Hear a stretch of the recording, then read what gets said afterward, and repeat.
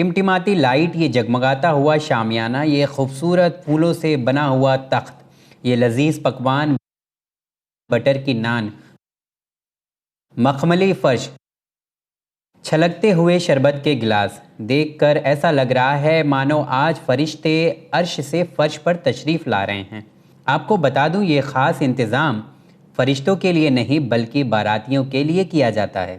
بیٹی کی پیدائش سے لے کر بارات آنے تک ماں باپ سوتے جاگتے بس ایک ہی امید کے ساتھ زندگی گزارتے ہیں کہ ایک دن دروازے پر بیٹی کی بارات آئے گی، اس میں کسی طرح کی کوئی کمی نہیں ہونی چاہیے۔ اس لیے ساری زندگی پیسہ جمع کرتے ہیں اور جمع پیسہ چند گھنٹوں کی لذت، سماج میں عزت نہ کٹنے سے بچ جائے اور شان و شوکت میں اڑا دیے جاتے ہیں۔ پر اب راحت فاؤنڈیشن نے سماج کو شادی کا اصل مقصد اور فضول خرچ سے بچانے کا بیڑا اٹھایا ہے۔ ہم یہ دیکھ رہے ہیں کہ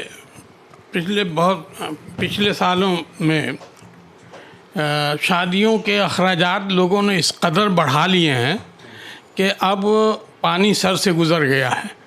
مالدار جو لوگ ہیں وہ تو اپنی دولت کی نمائش اور اپنا اسٹیٹس سماج میں بنانے کے لیے بے حساب خرچ کر رہے ہیں۔ اس میں مڈل کلاس جو ہے وہ ان کی نقل کرنے میں لگا ہوا ہے اور وہ بھی اپنا اسٹیٹس بڑھانا چاہتا ہے، اس لیے وہ بھی بہت زیادہ خرچ کرتا ہے، حالانکہ ہر ایک اس میں پریشان ہے۔ لوگوں کو اپنی جائیدادیں بیچنی پڑ رہی ہیں، دکانیں بیچنی پڑ رہی ہیں، مکان بیچنا پڑ رہا ہے اور ایک شادی کر کے وہ تقریباً برباد ہو جاتا ہے۔ تو ہم نے محسوس کیا کہ یہ شادیوں میں اتنا زیادہ خرچ ہونا نہیں چاہیے، شادیاں بہت سمپل ہونی چاہیے۔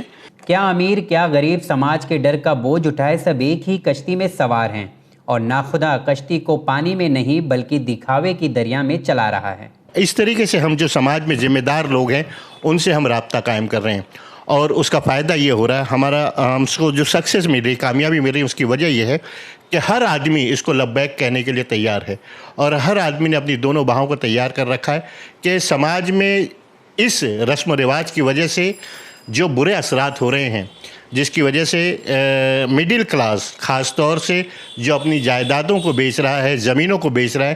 ہم نے تو یو پی اور بہار میں حضرت روح ظفر صاحب بتا رہے تھے کہ ایک واقعہ ایسا ہے کہ 15 سال تک قرض کی ادائیگی ممکن نہیں ہوتی۔